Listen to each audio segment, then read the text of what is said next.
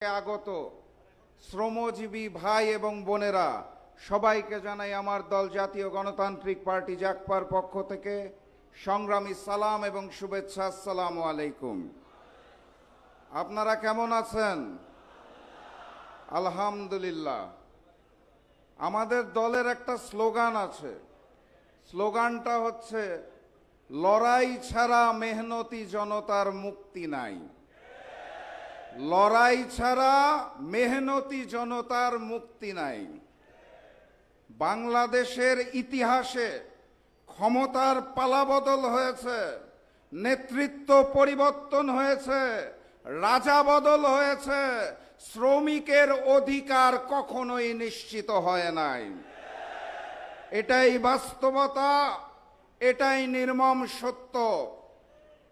ওই প্রবাসে আমার যে শ্রমিক ভাইরা থাকে, তারা যদি রেমিটেন্স বন্ধ করে দেয়, আমার দেশের যে শ্রমিক ভাই বোনেরা আছে তারা যদি কাজ বন্ধ করে দেয়, তাহলে সংসদের ওই মন্ত্রী এবং প্রধানমন্ত্রীর বেতনও হবে না।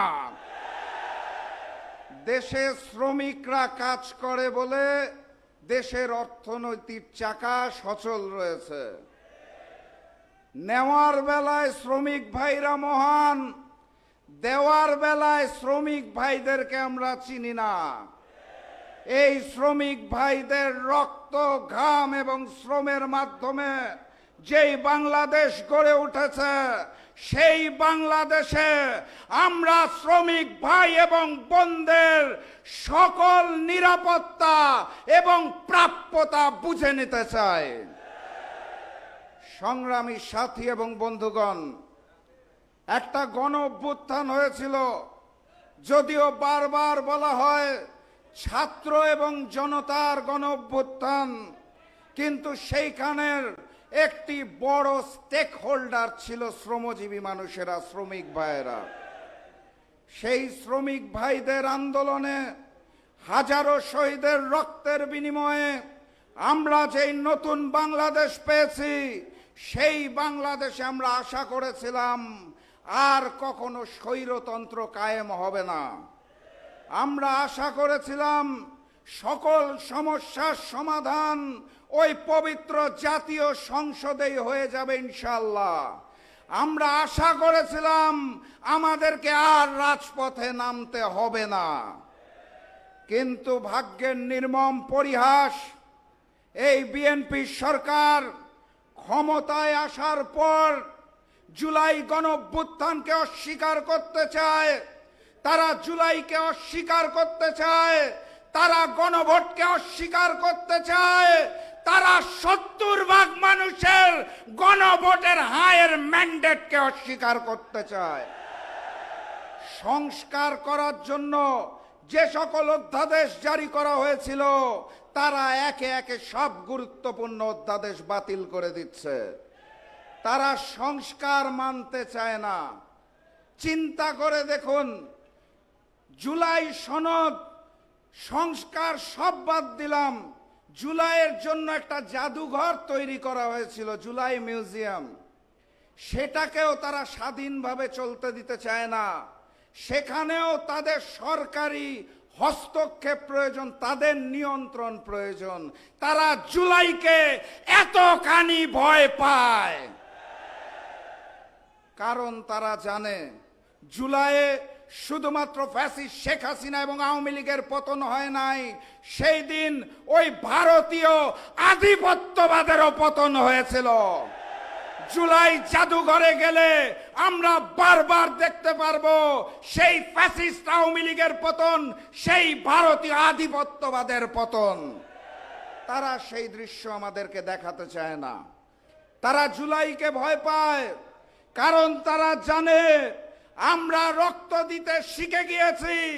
ছাত্র জনতা শ্রমিকেরা প্রস্তুত আছে, প্রয়োজনে আরো একটা গণ অভ্যুত্থান হবে ইনশাআল্লাহ। কথাবার্তা পরিষ্কার, যদি না হয় সংসদে, সমাধান হবে রাজপথে। আপনারা প্রস্তুত আছেন? 1 জুলাই গিয়েছে, আর 1 জুলাই আসবে ইনশাআল্লাহ। মুক্তির আন্দোলনে ঝাঁপিয়ে পড়তে হবে, আজাদির আন্দোলনে ঝাঁপিয়ে পড়তে হবে।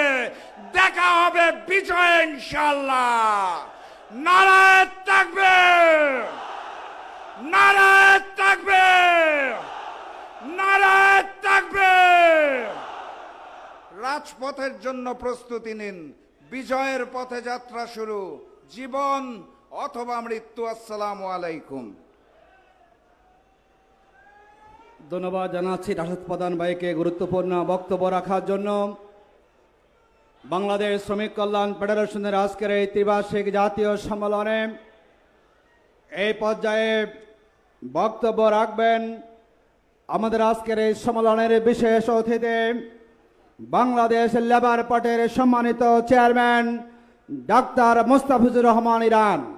বক্তব্য রাখছেন বাংলাদেশ লেবার পার্টির chairman doctor Mostafizur Rahman Iran.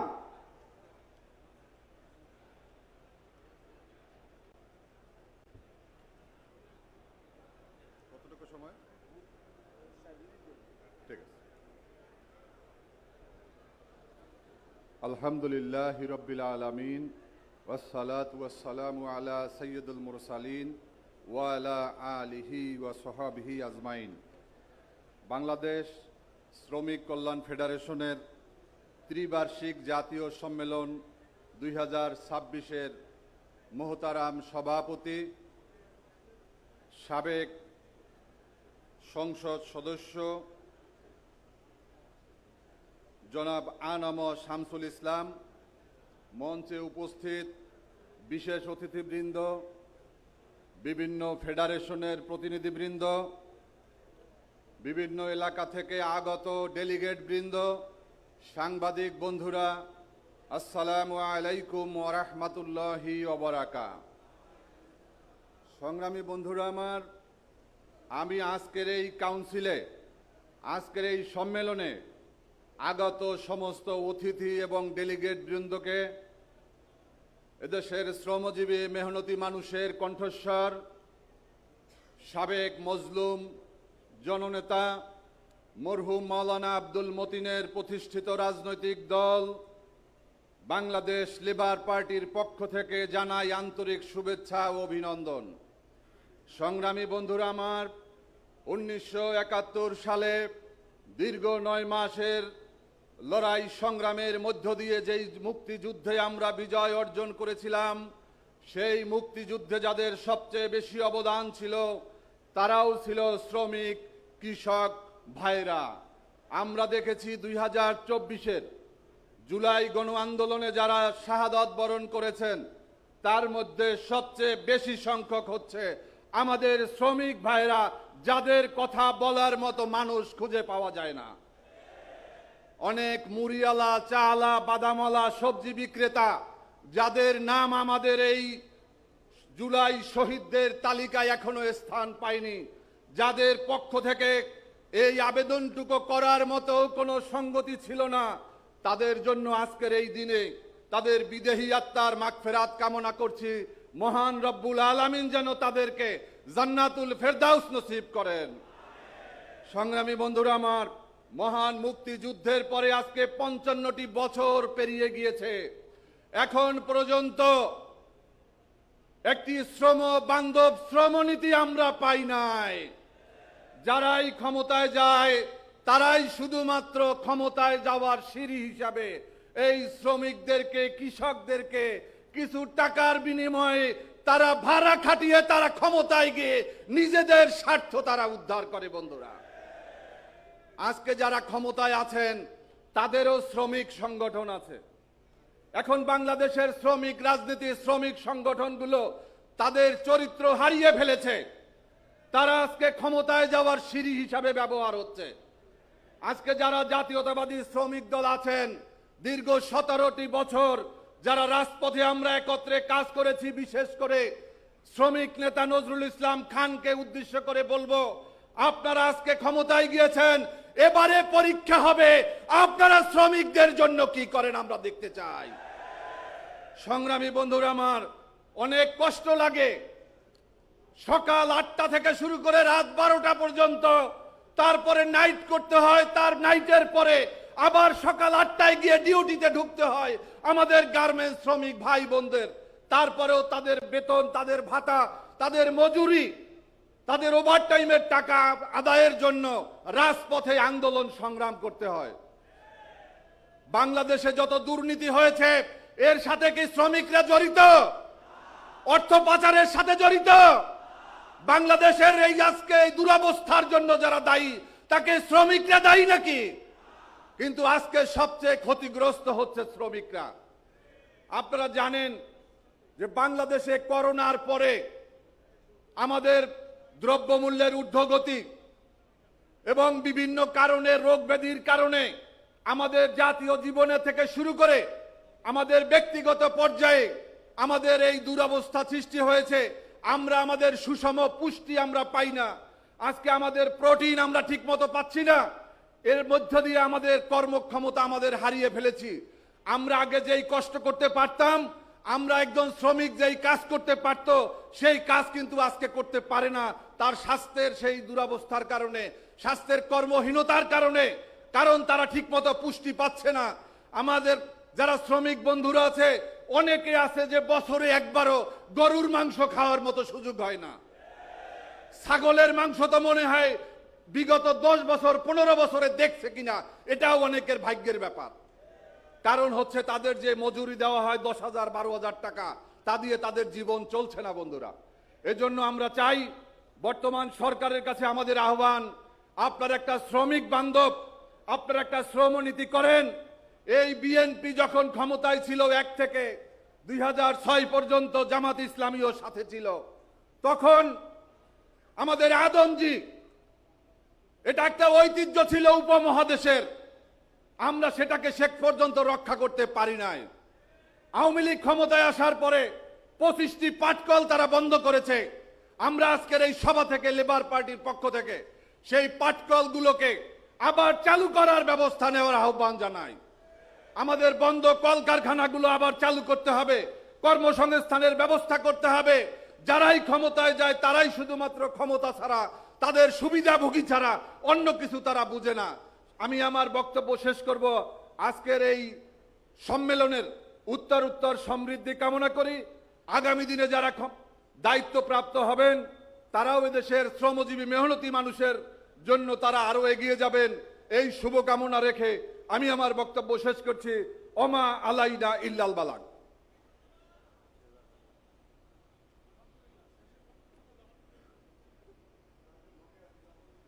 Bangladesh শ্রমিক কল্যাণ ফেডারেশনের জাতীয় ত্রিবার্ষিক সম্মেলনে এই পর্যায়ে বিশেষ অতিথির বক্তব্য পেশ করছেন আমাদের শহীদি মিছিলের অন্যতম রাহবার শহীদ মৌলানা মতিউর রহমান নিজামী রহমতুল্লাহ আলাইহির সুযোগ্য সন্তান ব্যারিস্টার নাজিমুর রহমান মোমেন এমপি।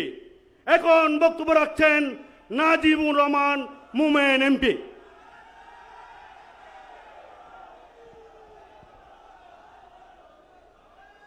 আলহামদুলিল্লাহ রাব্বিল আলামিন والصلاة والسلام على رسوله الكريم نبينا محمد وعلى آله وصحبه أجمعين।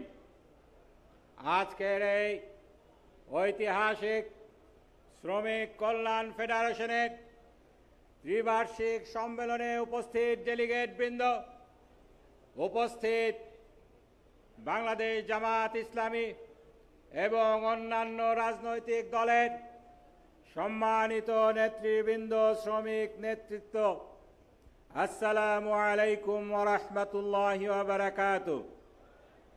আমার বক্তব্যের শুরুতে মহান রব্বুল আলামিনের শুকরিয়া আদায় করছি, যার অপার মেহেরবানিতে আজকে এরকম একটি শ্রমিক সমাবেশে উপস্থিত হতে পেরেছি, যেই শ্রমিকদের ব্যাপারে আমাদের প্রিয় নবী রাসূল সাল্লাল্লাহু আলাইহি ওয়াসাল্লাম বলে গিয়েছেন, আল কাসিবু হাবিবুল্লাহ, যারা শ্রমিক তারা আল্লাহর বন্ধু। অতঃপর দরুদ ও সালাম পেশ করছি মানবতার মুক্তির মহান দূত হযরত মুহাম্মদ সাল্লাল্লাহু আলাইহি ওয়াসাল্লামের প্রতি, যিনি আরো বলে গিয়েছেন, শ্রমিকের অধিকার শ্রমিকের ঘাম শুকানোর আগে বুঝিয়ে দিতে হবে।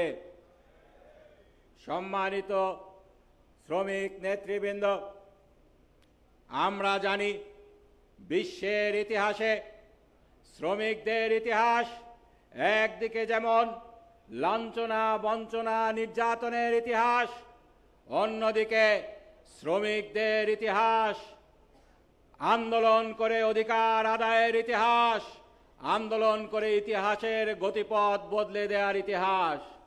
আমরা যেমন দেখেছি সেই 1886 সালে শিকাগোতে শ্রমিকদেরকে গুলি করে হত্যা করা হয়েছে, ফাঁসি দেয়া হয়েছে। একই সাথে আমরা দেখেছি আন্দোলন করে শ্রমিক অধিকার বুঝে নেওয়ার ইতিহাস। আমরা দেখেছি বিশ্বের বিভিন্ন প্রান্তে সেই রাশিয়া, চায়না সহ ইতিহাসের গতিপথ পাল্টে দিয়ে জনতার অধিকার আদায় করিয়ে নেওয়ার সংগ্রাম। আমরা আমাদের 24 জুলাইয়ের বিপ্লবে দেখেছি শ্রমিক ভাইয়েরা ছাত্রদের সাথে, এদেশের বিপ্লবী জনতার সাথে মিলে মিশে কিভাবে আমাদেরকে স্বাধীনতার স্বাদ পাইয়ে দিয়েছিল। সম্মানিত শ্রমিক ভাইয়েরা, সেই 24 জুলাইয়ের যেখানে শত শত শ্রমিক তাদের জীবন দিয়ে আমাদেরকে নতুন একটি বাংলাদেশের দেখা পাইয়ে দিয়েছে, সেই জুলাইয়ের চেতনা নিয়ে আজকে ষড়যন্ত্র শুরু হয়েছে। যেই জুলাইয়ের সনদ বাস্তবায়নের জন্য, নতুন একটি বন্দোবস্তের জন্য জনগণ গণভোটে 70% বেশি ভোট দিয়ে সেই জুলাইয়ের সংস্কার বাস্তবায়নের জন্য ম্যান্ডেট দিয়েছিল, সেই গণরায়কে আজকে অবজ্ঞা করা হচ্ছে, অস্বীকার করা হচ্ছে, বলা হচ্ছে এটা নাকি অন্তহীন প্রতারণার দলিল।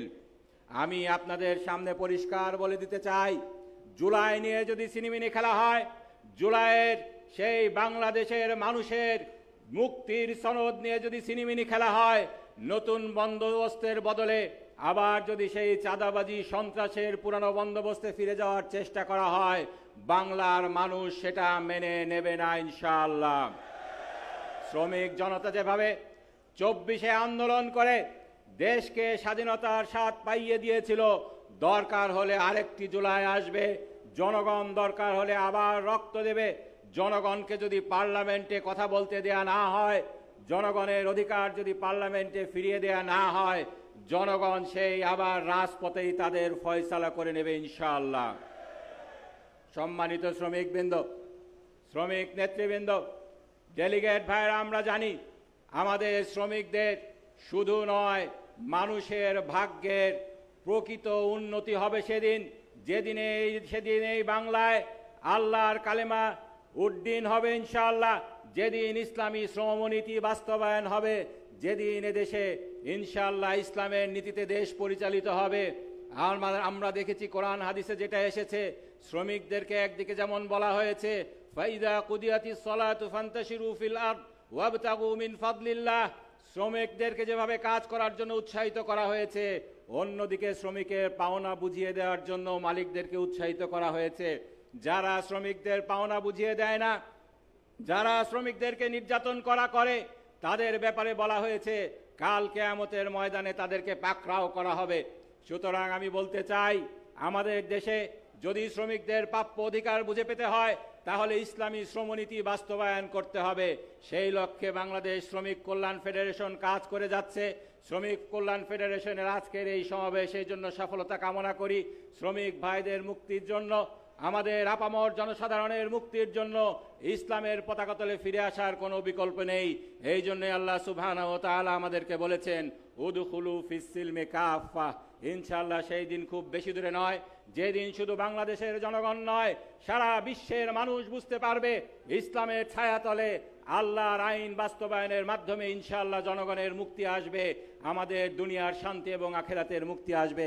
সেই অনাগত দিনের জন্য, সেই মানুষের অধিকার বুঝে নেওয়ার জন্য, আন্দোলনে নামার জন্য, সংগ্রাম করার জন্য আমাদেরকে এগিয়ে আসার জন্য সকলকে আহ্বান জানিয়ে আমার বক্তব্য এখানেই শেষ করছি। বাংলাদেশ জিন্দাবাদ, বাংলাদেশ শ্রমিক কল্যাণ ফেডারেশন জিন্দাবাদ। জয় হোক ইনকিলাবের, জয় হোক বাংলাদেশের খেটে খাওয়া মানুষের। আসসালামু আলাইকুম ওয়া রাহমাতুল্লাহি ওয়া বারাকাতুহু। সম্মানিত ভাই ও বোনেরা, বাংলাদেশ শ্রমিক কল্যাণ ফেডারেশনের আজকের এই ঐতিহাসিক জাতীয় সম্মেলনে ইতিমধ্যে আমাদের মাঝে উপস্থিত হয়েছেন আজকের এই